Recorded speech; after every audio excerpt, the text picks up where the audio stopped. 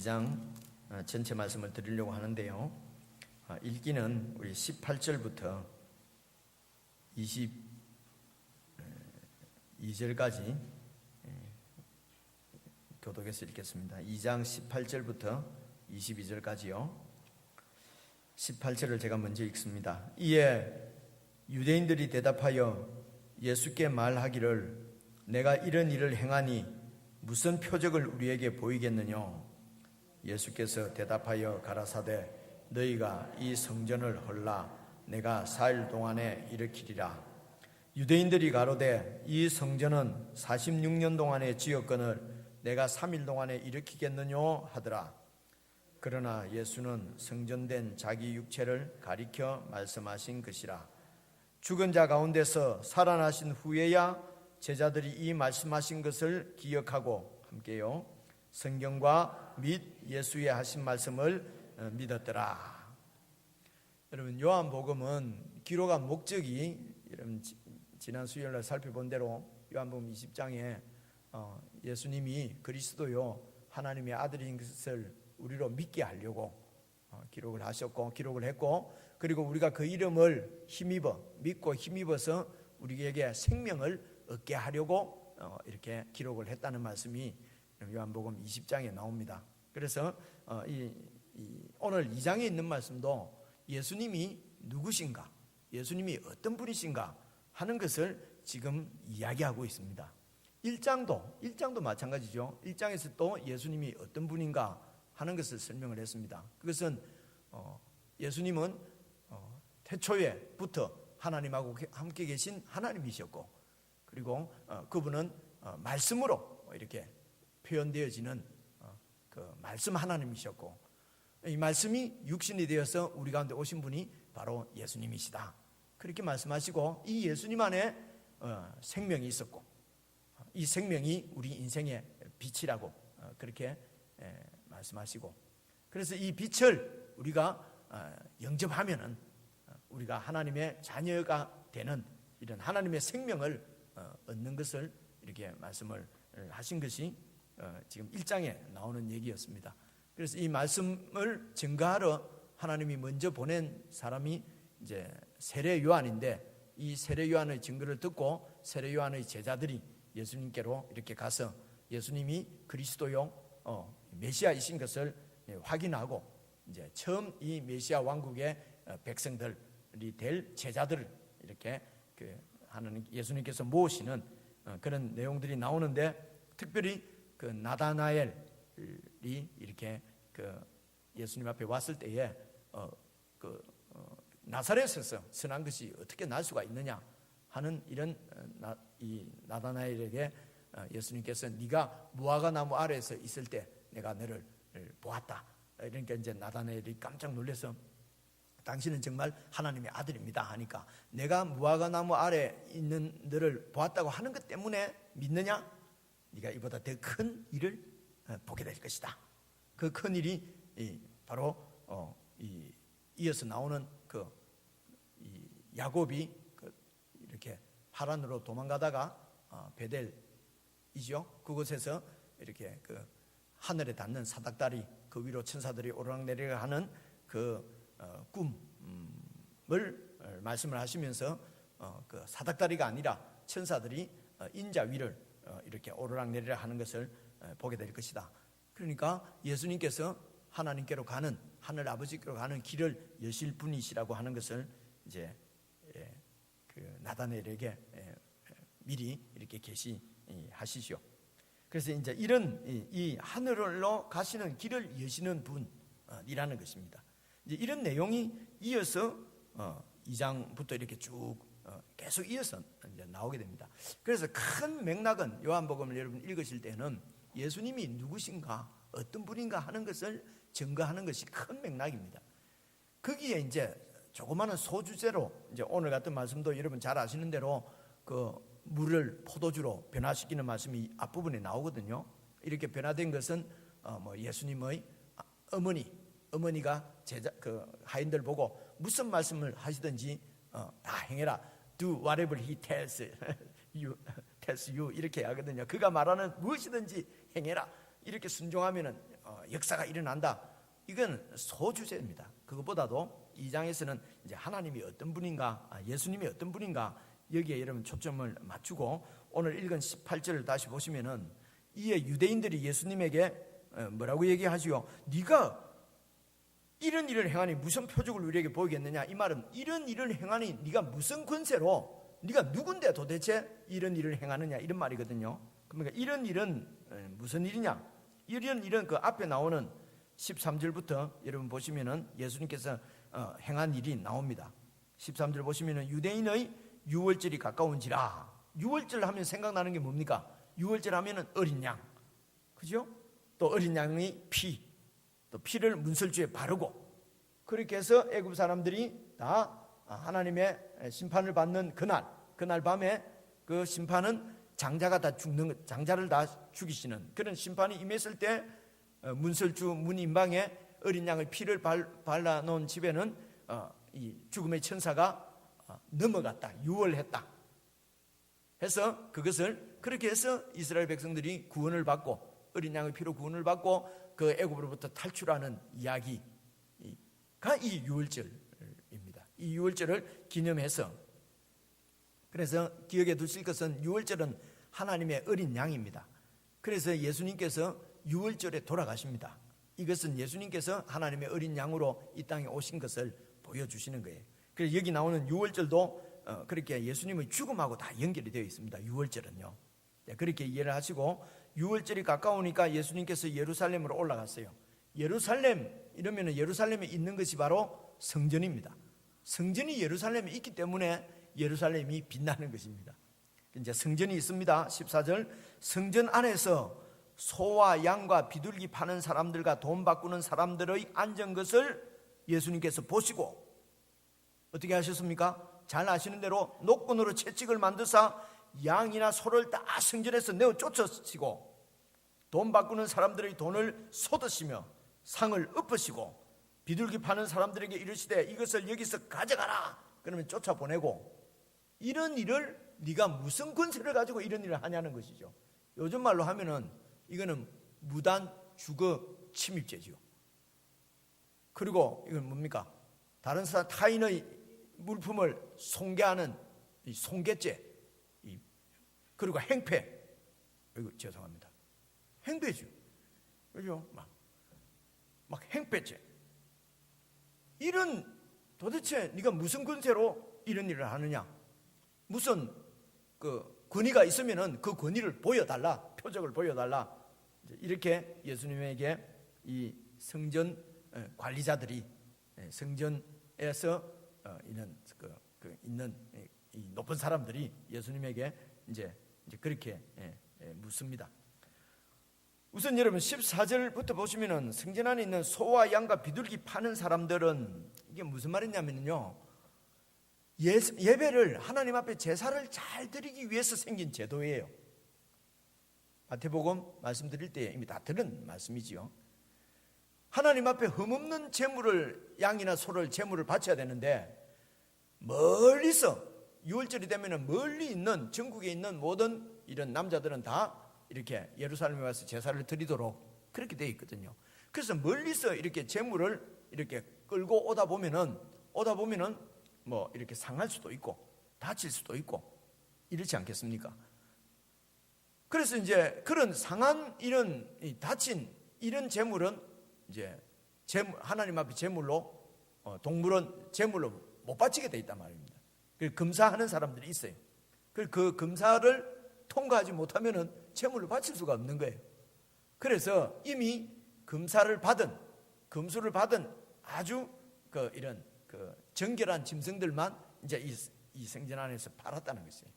원래 이 파는 데는 원래 밖에 이렇게 성전 밖에서 팔았던 것 같은데 지금 여기에서는 성전 안에서 지금 팔고 있습니다. 그런데 성전이라고 하면은요, 딱 성소도 성전이라고 하지만은 이제 에리어가 있습니다. 이게 쭉 이 안에 여기도 다 성전이라고 표현을 해요. 그래서 이제 성전에 들어가면은 이제 제일 가야 있는 데가 이방인의 뜰이 있답니다. 여기는 이제 성소가 있고, 그 다음에 이제 제사장들이 제사 드리는 곳이 있고, 그 밖에는 뭐 여인의 뜰도 있고, 구분이 되어 있습니다. 그리고 이방인의 뜰이 있고 이방인들도 이곳에 와서 이제 하나님께 이렇게 바라보고 제사를 드릴 수 있도록 이방인의 뜰이 있었다고 그래요. 이 이방인의 뜰에서 지금 이 장사를 지금 이 소를 양을 팔고 있었다고 그럽니다. 그 학자들 얘기로는. 그러니까 이방인들이 있을 자리가 없지요. 이방인들도 하나님을 만나야 되는데 이방인들 있는 자리에 그냥 이 장사하는 사람들이 있으니까 이방인들은 구원을 하나님을 못 만나지요. 이제 이렇게 되어 있었습니다. 그래서 원래는 소, 양 비둘기는 원래는 제사를 잘 드리기 위해서 생긴 제도였다. 그리고 이게 돈 바꾸는 사람들은 그 당시에 그곳을 지배하고 있던 나라가 로마입니다. 그래서 다 통용되는 이 화폐가 로마 화폐였어요. 로마 주화인데 이 로마 주화는 거기에 그 로마 황제의 상이 그려져 있고 황제가 곧 하나님의 아들이다 이런 식으로 되어 있기 때문에 이런 돈을 하나님 앞에 헌금으로 드릴 수가 없었던 거예요. 그래서 이 돈을 이제 같이 시중에서 사용하고 있는 돈은 그 당시 돈은 뭐 이런 말 필요는 없겠습니다만 그냥 들어만 두십시오. 그 두로가 그 이스라엘보다도 그 북쪽에 있는 지금 페니키아 그쪽에 가면 이 해변도 무역 도시인데 이제 그때는 그게 국가지요. 그래서 거기가 경제적으로 아주 부유한 무역으로 이렇게 부강한 나라니까 그 화폐가 있어요. 그래서 이걸 두로 화폐라고 그래요. 두로 화폐는 그러니까 두로가 그때 경제권을 잡고 있으니까 그 두로 화폐를 사용하고 있었는데 그래서 일반적으로 쓰는 이런 로마 돈을 두로 이 로마 황제가 없는 돈으로 이렇게 바꾸어서 하나님 앞에 그 헌금을 했다는 거예요. 그래서 돈 바꿔주는 사람도 우상이 들어있는 이런 로마 돈을 하나님 앞에 바칠 수가 없으니까 없는 좋은 돈으로 바꿔주는 거니까 이것도 좋은 일이잖아요. 그죠? 그래서 이런 것들은 다 하나님 앞에 예배를 잘 드리기 위해서 생긴 제도인데 예수님께서 이 소, 양 이런 걸 막 쫓아내고 돈 바꾸는 자의 상을 엎어버리고 그 성전 관리자들이 볼 때는 꼭 행패를 부리는 것 같은 이렇게 하셨다는 것입니다. 이 말씀은 무슨 말씀이겠습니까? 이 성전에서 하나님께 제사를 드리고 하나님께 예배를 드리는데 그 예배를 드리는 기능이 이미 끝났다는 것이 이제 소도 필요 없고 양도 필요 없고 돈도 필요 없다. 이 성전이 원래 해야 될 기능을 하지 못하고 있다는 거죠. 기능이라니까 뭐 좀 이상합니다. 그죠? 제가 지금 설명하는 얘기는 알아듣겠죠. 그죠? 예수님께서 막 그 재물이랑 이런 걸 다 쫓아낸 거로 봐서는 무슨 뜻이겠습니까? 제사 드릴 필요 없다. 이런 식으로 제사 드리는 것은 제사 드릴 필요 없다. 끝났다 하는 것을 지금 표현하는 것입니다. 그래 이곳에서는 뭐라고 예수님께서 이렇게 하신 이유를 뭐라고 그럽니까? 내 아버지 집으로 장사하는 집을 만들지 말라. 마태복음이나 이런 데는 장사라는 말 안 나오고 뭐라고 합니까? 강도의 소굴이 되었다 이렇게 얘기하지 않습니까? 그죠? 근데 요한복음에서는 장사하는 집으로 만들지 마라. 그러니까 아마 폭리를 취한 것 같아요. 그냥 제사 드리러 오는 사람들의 이런 약점을 이용해서 그냥 막 돈도 바꿔줄 때 그냥 막 한 1%만 떼면 될 텐데 막 한 50%씩 떼고 이건 정확한 건 아닙니다만 그런 식으로 아마 한 것 같아요. 왜냐하면 그 위에 성전 관리자들하고도 다 논아 먹으려고 하니까 얼마나 많이 이문을 취해야 되겠습니까? 그렇게 그 당시에 그렇게 폭리를 취했다고 그럽니다. 그래서 이제 내 아버지 집을 장사하는 집으로 만들지 말라.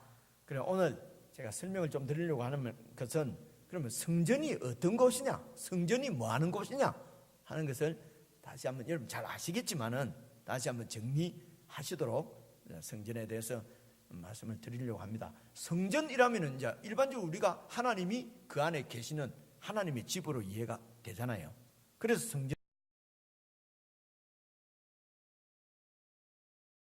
그 성전에 계신다는 얘기는 그 성전이 백성들 가운데 있어요. 하나님이 그 성전 안에 계신단 말은 백성들 가운데 임하셔서 백성들을 통치하신다, 다스리신다 이런 뜻입니다. 그래서 성전이 예루살렘에 있는 것은 하나님께서 그 예루살렘 백성, 유다 백성들을 다스리시는 왕으로 그 백성들 가운데 계신다는 뜻이에요. 하나님이 그 백성들, 그러니까 첫째로 요즘 우리가 성전 이러면은 내가 성전이다. 예수님 성령님을 모시고 있는, 그래서 내가 성전 맞습니다. 근데 이보다도 원래 오리지널 미닝, 원래의 뜻은 그 백성들 가운데 하나님이 계신다는 뜻이에요. 내 안에가 아니고. 원래의 의미는 성전이 그 유다 나라에 예루살렘에 있었던 것은 그 유다 나라를 하나님이 통치하시는 왕으로 그곳에 함께 계신다는 것입니다. 이렇게 그 백성들을 하나님이 자기 백성으로 통치하시게 된 어떻게 그 백성들이 하나님 백성이 되었느냐? 하나님과 그 백성들 간에 계약을 맺. 출애굽기 그 19장에 나옵니다. 계약을 맺어서, 그래서 이 계약이 그냥 상방 간의 계약이 사실은 저가 뭔데 하나님하고 계약을, 같은 계약 당사자로서의 계약을 맺을 정도로 대등하지 않잖아요. 거의 하나님이 일방적으로 계약을 맺은 거나 마찬가지예요. 하나님이 통 크게 이렇게 하나님이 한번 쓰신 거지요. 이래갖고 맺어진 계약이거든요. 그래서 이럴 경우에 이 계약을 보통 언약이라고 얘기를 합니다. 같은 말인데 언약. 그래서 하나님이 언약을 맺어서 이 백성들을 자기 백성으로 삼았어요. 그래서 언약 백성이 된 것입니다. 그래서 하나님께서 이 이스라엘 백성들의 하나님이 된 것을, 하나님은 영이시니까 안 보이니까 하나님이 너희들을 다스리는 왕이라고 하는 것을 보여주는 상징적인 것이 성전입니다. 그래서 성전은 하나님이 그 백성들을 다스리는 것이에요. 임재하셔서 다스리는 것입니다. 어떻게 다스리냐면은 언약을 맺었으니까 그 언약을 가지고, 언약의 내용을 가지고 다스릴 거 아니에요. 그 언약의 내용이 여러분 아시는 대로 십계명입니다. 이 언약이 이 하나님의 말씀이 그 성전의 제일 그 깊은 곳이 지성소입니다. 그래서 지성소는 제일 성소라는 거죠. 지극히 거룩한 하나님의 집, 지성소 안에 하나님께서 임하여 계시는데, 그 지성소에 하나님이 앉아 계시는 의자, 이렇게 그림을 그리는 것입니다. 하나님은 무슨 의자에 앉고 그 안에 계시겠습니까? 하나님은 우주보다도 크신 분인데 어떻게 그 솔로몬이 지은 그런 집안에, 모세가 지은 성막 안에 계실 수가 있겠어요? 그래서 이거는 상징이란 말입니다. 그래서 그 지성소 안에 가면은 이제 이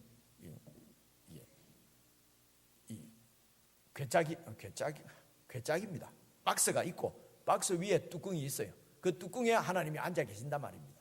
그래서 그 박스 안에 뭐가 들었냐면은 이 언약, 하나님과 그 백성들이 맺은 언약의 말씀이, 십계명이 그 안에 있었어요.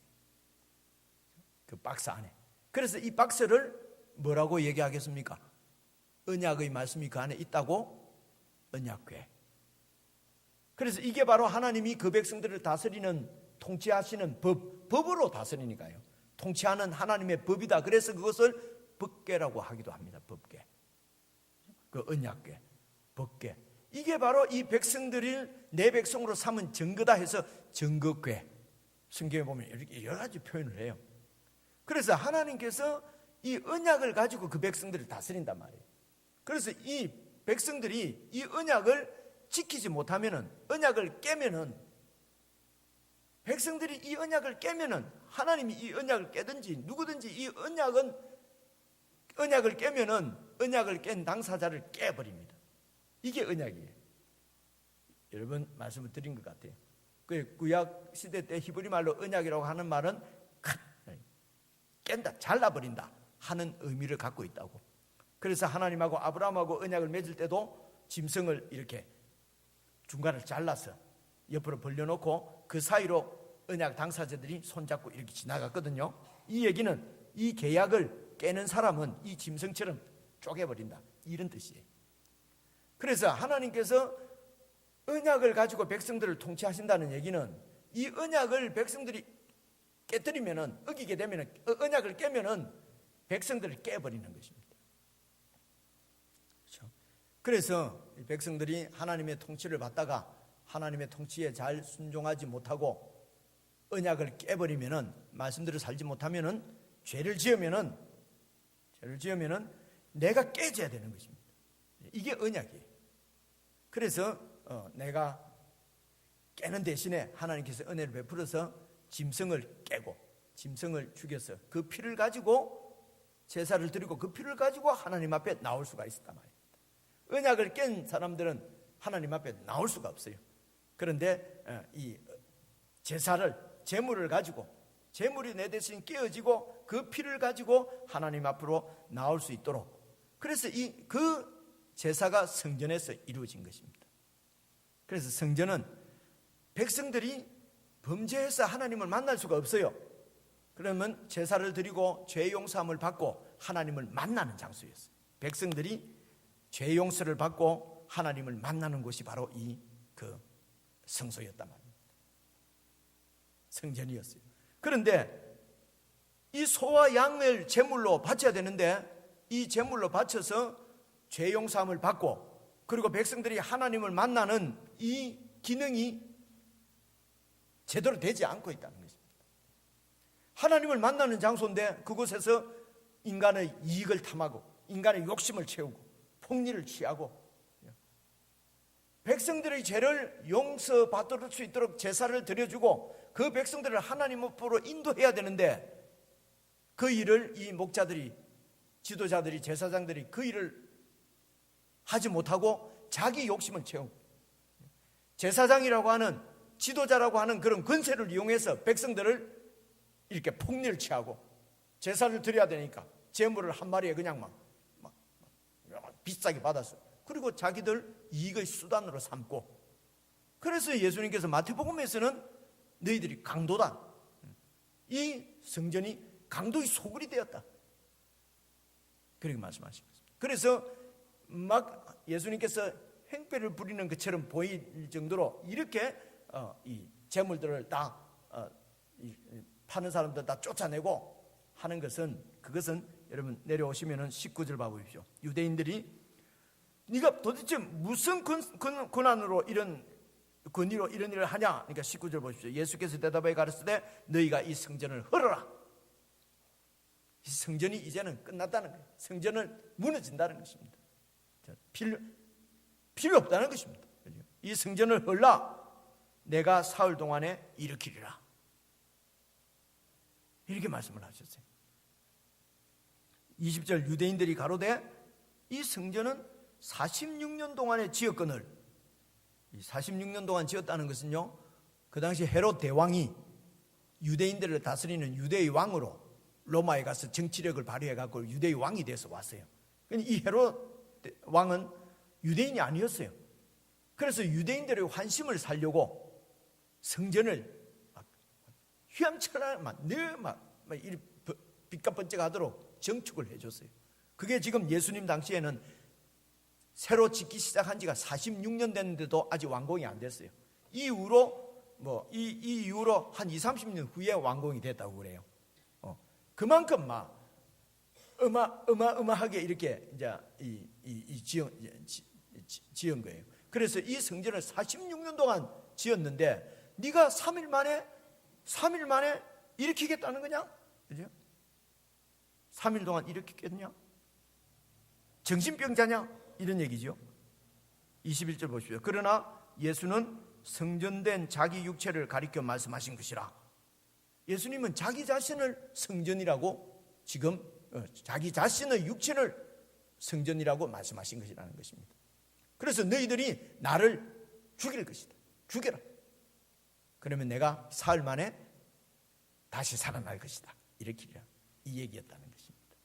이 얘기였는데 22절 죽은 자 가운데서 살아나신 후에야 제자들이 이 말씀하신 것을 기억하고 성경과 및 예수님께서 하신 말씀을 깨닫고 믿었다는 거예요.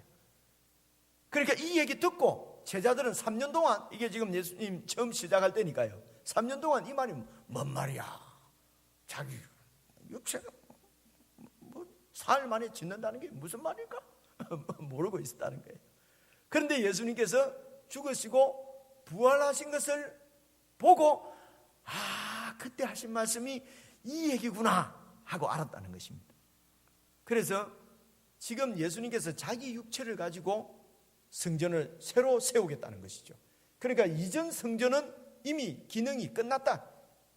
그래서 이전 성전은 허물어라. 내가 새로운 성전을 짓겠다. 그 새로운 성전은 당신의 죽음과 부활로 세워지는 성전이라는 얘기입니다. 그래서 새 창조, 새로운 새 건축, 새로운 성전을 짓겠다는 것입니다. 그래서 지금 성전 안에서 하나님이 다스리던 그 나라, 이스라엘, 그 나라는 버리고 예수님이 성전돼서 예수님 안에서 새로운 나라를 세우시겠다는 것입니다. 그 성전 안에 있는 옛 언약이 아니고 이제는 예수님 안에서 하나님과 백성들이 새로 맺어지는 언약, 새 언약으로 나라를 다스리겠다는 거예요. 지금 그 얘기를 지금 하는 것입니다. 그래서 이스라엘은 버리고 새 이스라엘을 세우시겠다는 얘기죠. 그래서 이 예수님 안에서 하나님께로 가는 길이 열린 것입니다. 동물 제사가 아니라 예수님을 제물로 드리고 그 예수님의 피로 우리가 온전함을 얻고 완전히 하나님의 자녀가 되어서 하나님 앞으로 나갈 수 있는, 하나님을 만날 수 있는 그런 하나님의 자녀가 되었다는 것이죠. 바로 1장에서 얘기한 하늘 가는 사닥다리, 그 야곱이 본 사닥다리가 바로 예수님 안에서 이루어진 것입니다. 이해가 오지, 그죠? 지금 이 얘기를 지금 성경은 하는 얘기입니다. 그래서 예수님이 이제 진짜 성전이다. 하나님을 만나고 하나님 앞에서 죄 용서함을 받고 하나님을 만나고 그리고 하나님의 통치를 정말 잘 받을 수 있는 새로운 사람으로, 새로운 백성으로 예수님이 우리들을 새롭게 창조하실 것을 말씀하시는 것입니다. 이 얘기가. 그래서 예수님께서 십자가에 죽으시고 사흘 만에 부활하셔서 새로운 나라를 세우시는데 이제 그 나라 백성은 누구든지 유대인만이 아니고 모든 열방들 중에서 이 예수님을 나의 주로 영접하고 예수님을 믿고 1장에 나오지요. 믿고 예수님의 통치 가운데로 들어오는 사람은 누구든지 내 백성으로 삼아서 내가 책임지겠다라고 하나님께서 언약하신 것이 예수님 안에 맺은 새 언약입니다.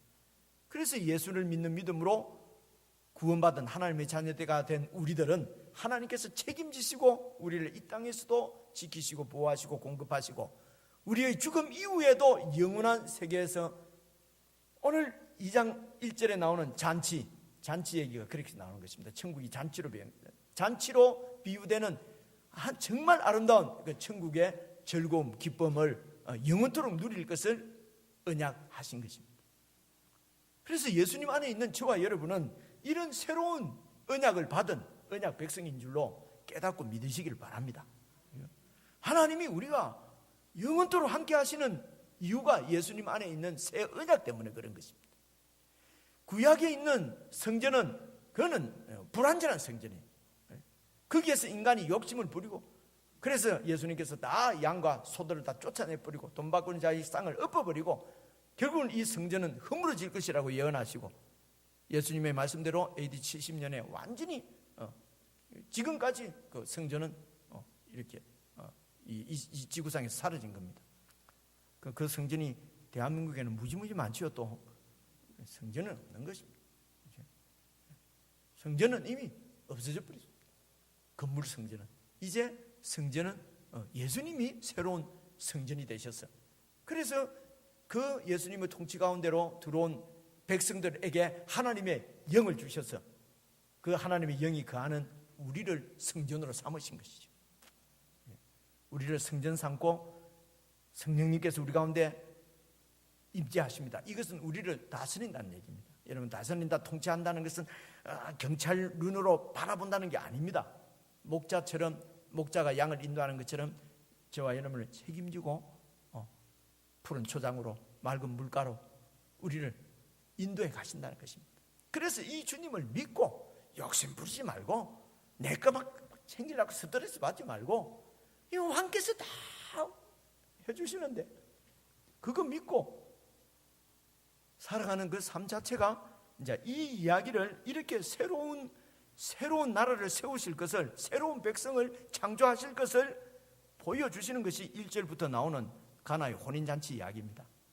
그리고 1절부터 한번 봐봅시다.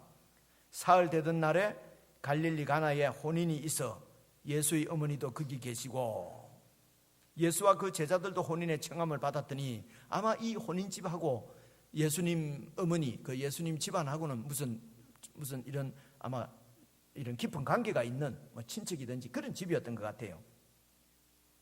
그런데 한참 혼인 이런 이 잔치를 하는데 3절 포도주가 모자랐어요. 그러니까 예수님의 어머니가 예수에게 이르되 저희에게 포도주가 없다. 요즘 우리말로 하면 예수님은 어쩌라고? 없는데. 그러니까 이 마리아가 예수 아들에게 와서 야, 이 집에 포도주가 떨어지면 큰일입니다. 지금 이 잔치가 더 이상 안 되는 거니까요. 큰일 났다. 이 얘기를 왜 예수에게 하겠습니까? 마리아는 생각해 보십시오. 예수님을 잉태할 때부터 자기도 아니 남자하고 잔 적도 없는데 잉태가 됐으니 얼마나 놀랬겠습니까? 그런데 천사 가브리엘이 나타나서 네게 잉태된 그 아기는 하나님의 아들이다. 자기 백성을 죄에서 구원하실 하나님의 아들이다. 이 얘기를 듣고 잉태를 하고 그리고 해산을 했단 말입니다. 그리고 이제 30년 동안 키웠어요. 키우면서 얼마나 키우면서 그러니까 포도주가 떨어졌는데 우리 아들 예수한테 말하면은 뭔가 일이 일어나는 것을 아는 거죠. 그만큼 키울 때에 무슨 일이 있었는지는 모르겠는데 포도주가 떨어진 걸 갖다가 포도주 떨어졌으면 포도주집에 사러 가든가 해야 되는데 아들한테 와갖고 야, 이 집에 포도주가 떨어졌다 라고 하는 거 보면은 예수님은 무언가 기적을 일으키든지 어떻게 하든지 이 어려움을, 위기를 극복할 수 있는, 타개할 수 있는 아들이라는 것을 알았던 거죠. 그렇죠? 그래서 와서 이제 포도주가 없다 하니까 4절 봐보십시오. 이제 이런 말씀들이 예수께서 가라사대 여자여. 아니 이런 세상 사람들 읽으면서 그래 여자여. 아니 이런 내 입으로 말하기가 곤란해요. 그죠? 세상 사람들 이렇게 얘기를 해요. 우리도 좀 찝찝하잖아요. 그죠? 어머니 좀 이래야 되는데 아니 엄마 보고 여자여 이래가 되겠습니까? 그래서 많은 얘기가 이거는 여자여가 아니고 여사여 이런 말이다. 높임말이다. 사실 그 당시에 이 여자여 이 말이 높임말이었어요. 요즘 우리말로 여사여 이런 말. 아니 그렇다 하더라도 엄마 보고 여사여 농담할 때나 그러지. 그게 이상하잖아요. 그죠? 왜 그랬을까? 이런 것도 의문을 갖고 그죠? 여자여 나와 무슨 상관이 있습니까? Why do you involve me? 영어를 이렇게 돼. 왜 나를 갖다 거기다 자꾸 involve 시키려고 합니까? 그러면서 내 때가 아직 이르지 못하였나이다. 그러니까 포도주 떨어진 것을 그 문제를 해결해 주시겠다는 거예요? 안 해주시겠다는 거예요? 안 해주신다는 얘기죠. 그죠? No. Why do you involve me? 내하고 무슨 상관이 있어요? 해놓고 또 뒤에 가니까 또 물로 포도주를 만들어 주시네요. 그죠? 내만 이상한 모양이네. 여러분 이상 안 하고 그죠? 나는 이런 예수님이 나는 도대체 이해를 할 수가 없어요. 아니 내하고 무슨 상관이 있습니까? 했으면 초지일간 안 해줘야지. 말은 또 그걸 해놓고 또 저 물을 떠서 갖다 주라 하니까 물이 포도주로 쫙 변하고. 이제 오늘 이 얘기를 조금 하고 마무리해서 마치려고 합니다. 내 때가 아직 이르지 못했다는 이 때는요, 예수님의 죽으심과 부활 성천을 얘기하는 거예요. 성천할 때입니다. 특별히 이 요한복음에서 때는 예수님의 죽음을 얘기하는 거예요. 그러니까 내 때가 아직 이르지 못했다. 이 말은 내가 아직 이 온 인류의 죄를 지고 하나님 뜻을 이루는 십자가에 죽을 때는 아니라는 것입니다. 그리고 여자여 나와 무슨 상관이 있나이까? 내 때가 아직 이르지 못했습니다 해놓고, 그런데 그 어머니가 하인들에게 말하기를 너희에게 무슨 말씀을 하시든지 그대로 하라. 근데 그게 유대인의 결례를 따라서 두세 통드는 돌 항아리 6이 놓였는지라. 이런 것도 유대인의 결례. 유대인들은 이 물에 손을 이렇게 씻으면 정결해진다고 이제 이게 이 정결법이에요. 그 하는 물을 이렇게 하필이면 또 6개, 6개는 여러분 불완전한 숫자인 거 알죠, 그죠? 이 유대교가 이 구원을 이루는 데는 불완전하다는 거예요. 이게 다 유대인의 그 실상, 영적인 현상을 다 보여주는 것입니다. 정결 예식을 아무리 행해도 포도주가 떨어지듯이 이 세상에 있는 이 잔치는 언젠가 끝난다는 것입니다. 아무리 좋은 것도 즐거운 것도 다 끝난다는 것입니다. 그래서 이 6 항아리가 있는데 예수님께서 저희에게 이르시되 항아리에 물을 채워라. 그러니까 무슨 말을 하든지 하라 했으니까 그 하인들이니까 물을 채우라니까 채웠어요. 아구까지 채웠어요. 떠서 연회장에 갖다 주라. 아니 이 사람이 돌았나? 해도 종은 그냥 갖다 주는 겁니다. 갖다 줬더니 연회장은 물로 된 포도주를 맛보고, 그러니까 이게 갖다 주라 할 때 포도주 변했는지, 물을 떠서 중간에 가는데 싹 변했는지, 아니면 딱 줬는데 그 연회장이 딱 받아가고 변했는지, 언제 변했는지는 혹시 아는 분 있어요? 나도 몰라요. 왜 몰라요? 그런 말 없으니까. 하여튼 물을 떠서 갖다 줬는데 마시는 연회장이 마시면서 뭐라고 하냐면은, 연회장이 물로 된 포도주를 맛보고 어디서 났는지 모르지요. 그런데 물 떠온 하인들은 알더라. 연회장이 신랑을 불러서, 야, 보통 사람은 먼저 좋은 포도주 딱 내가지고 취하고 나면은 그 다음에는 막 완전히 학급을 내놓는데, 당신은 지금까지 이렇게 이런 좋은 포도주를, 야, 당신 좋은 사람이네 진짜, 이렇게 할 정도로 좋은 포도주가 있었단 말입니다. 11절, 예수께서 이 천 표적을 갈릴리 가나에서 행하여 그 영광을 나타내시매, 이랬거든요. 그 영광이라고 하는 것은 하나님이 현년, 하나님이 보이지 않는 하나님이 우리에게 보일 때에, 나타날 때에 그 하나님의, 하나님 말이 표현이 안 되네. 와, 하나님이구나, 이런 걸 영광이라 그래요. 그러니까 하나님의 현년, 나타났을 때의 내나 영광이네. 그 영광, 이걸 영광이라고 그러거든요. 그러니까 예수님께서 이 표적을 갈릴리에서 행해서 당신의 그 하나님의 영광을 나타내니까 제자들이 믿었다 돼 있거든요. 그래서 이 하나님의, 이 예수님이 드러낼 영광의 최고 정점은 십자가에서 죽으실 때입니다. 죽으심으로 하나님의 영광을 완전히, 영광의 그래서 보통 우리는 영광을 어떻게 생각합니까? 어려움을 확 그쳐갖고 뭔가 풀리면 영광이라고 그러잖아요, 그죠? 근데 이 요한복음 성경에서는 예수님께서 십자가를 지시는 것이 영광이었어요. 왜냐하면 그것이 하나님의 뜻이었기 때문에 그렇습니다. 하나님의 뜻에 순종하는 것이 그분한테 영광이었습니다. 그래서 이분은 하나님의 때에 따라서 움직이시는 거예요. 하나님의 때에 따라서 움직인다는 말은 하나님의 뜻이 이루어지도록 하나님께서 정하신 때를 따라서 움직이는 것이지, 인간의 뜻에 의해서, 인간의 어떤 편리나 상황이나 환경이나 내 어떤 유불리나 이런 것에 의해서 움직이는 것이 아니고, 이제는 내가 이 하나님의 영광을 위해서 사는 삶은 하나님의 때를 쫓아서 하나님의 때에 맞춰서 살아가는, 이제는 하나님의 뜻을 이루는 하나님께 순종하는 길이라는 것입니다. 이제는 여자여, 이제 그냥 이전에 엄마 아들 해서 그냥 그 어느 집에 막 뭡니까 이게 뭐 포도주 떨어진 거 이런 거나 메꿔주고 뭐 이렇게 하는 것이 아니고 그러면 그렇게 말해놓고 왜 포도주를 만들었냐? 그래서 그 사람의 필요에 의해서 이런 어떤 환경이나 형편 때문에 행하는 기적이 아니라, 표적이 아니라 하나님의 때에 맞춰서 하나님의 영광을 드러낼 그 십자가의 죽음을 바라보는, 하나님의 때에 맞춰서 하나님께 순종하는 그 하나님의 때에 따라서 내가 지금 이 물로 포도주를 만드는, 이것을 통해서 하나님의 영광을 드러내는데 무슨 말입니까? 물 같은 존재를 완전히 새로운 포도주로 바꾸어 버리는.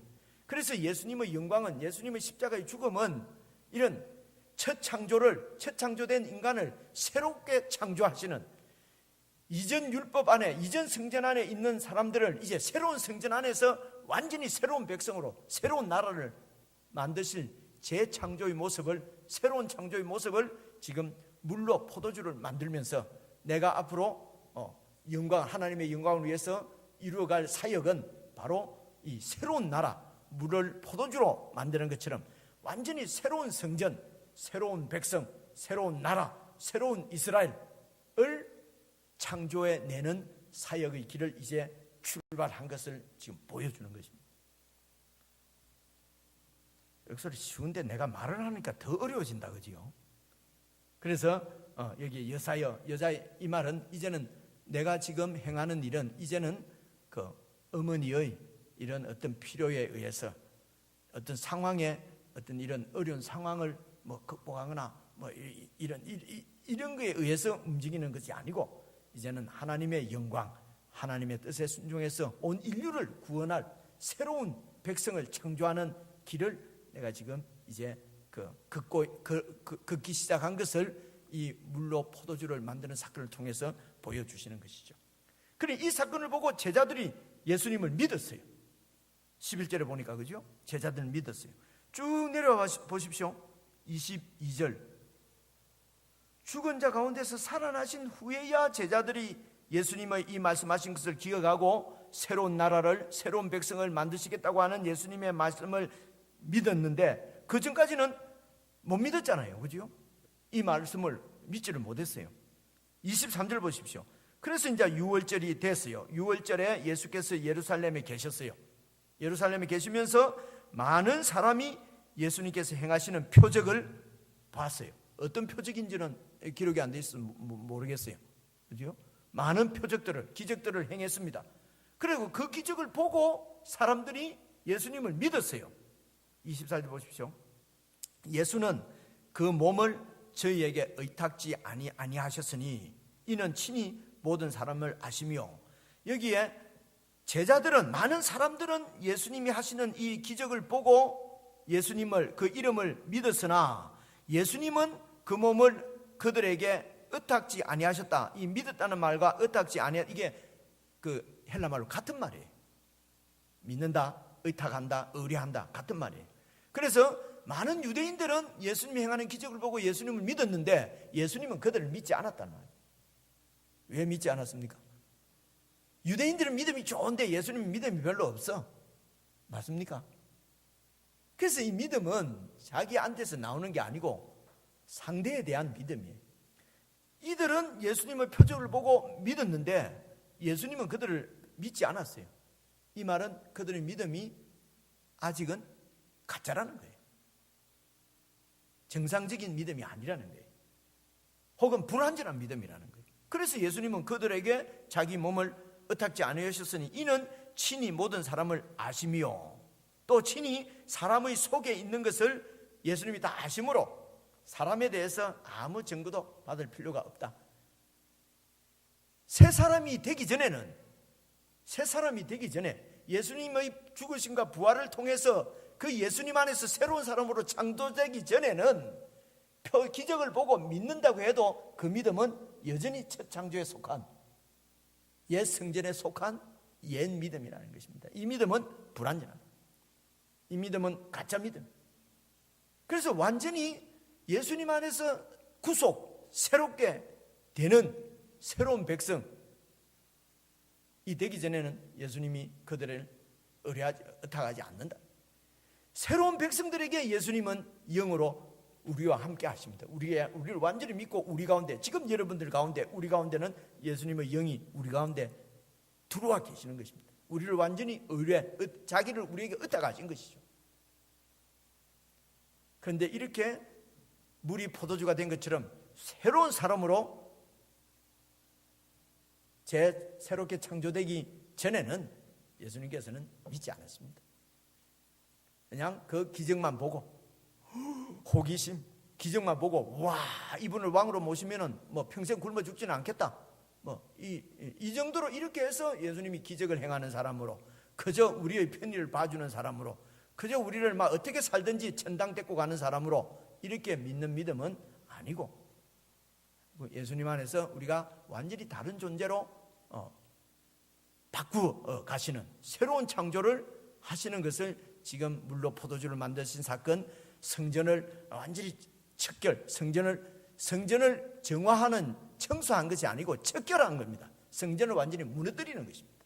성전의 기능을 완전히 무시해버리는 것이죠. 이것은 옛 창조에 속한, 율법에 속한, 죄와 사망이 통치하는 이 세상에 속한 우리들을 예수님 안에서 구원해서 완전히 새로운 존재로 이렇게 만드셔서 새로운 나라를 세우실 것을 예언하시고 보여주시고 계시하시고, 우리는 그 예수님의 이 예언의 계시가 이미 예수님의 죽으심과 부활로 통해서 이루어진 그 열매를 지금 우리는 먹고 있는 것입니다.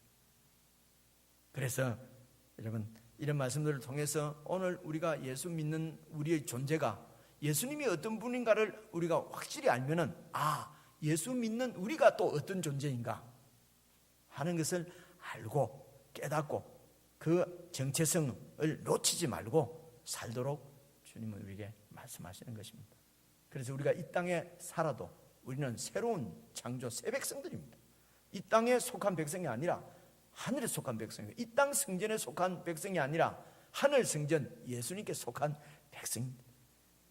성전은 바로 그분이 우리와 늘 함께 하시면서 우리를 다스리시고 통치하십니다. 그분이 책임지십니다. 그래서 새로운 사람은 어떤 사람입니까? 그분께 완전히 맡기고 그분이 내 생명을 구원해서 책임지실 줄 믿고 이 땅에서는 내 욕심대로 내 편의대로 사는 것이 아니라 하나님의 뜻을 좇아서 하나님의 뜻이 이루어지도록 그렇게 하나님의 뜻을 살피고 그 뜻을 이루어 드리는 것이 삶의 목표고 목적이고, 그렇게 살아가는 사람이 저와 여러분이라는 것입니다. 이럴 때에 진정한 하늘의 잔치, 기쁨을 누릴 수가 있습니다. 끊이지 않는, 지금 이 잔치집에 있는 것처럼 와인이 끊어지는 이런 잔치가 아니라 영원한 기쁨의 잔치를 누리는, 주님과 함께 누리는 저와 여러분 다 될 수 있기를 주님의 이름으로 축원합니다. 기도하겠습니다. 하나님 아버지, 예수님 안에서 완전히 하늘 백성으로 변화된 존재인 것을 저희들이 깨닫게 하시고 보게 해 주시옵소서. 그래서 이 세상에 살지만 새로운 백성으로 새롭게 살아갈 수 있도록 우리의 마음과 생각들을 늘 지켜주시기를 간절히 바라고 예수님 이름으로 기도드리옵나이다. 아멘. 마지막 찬송.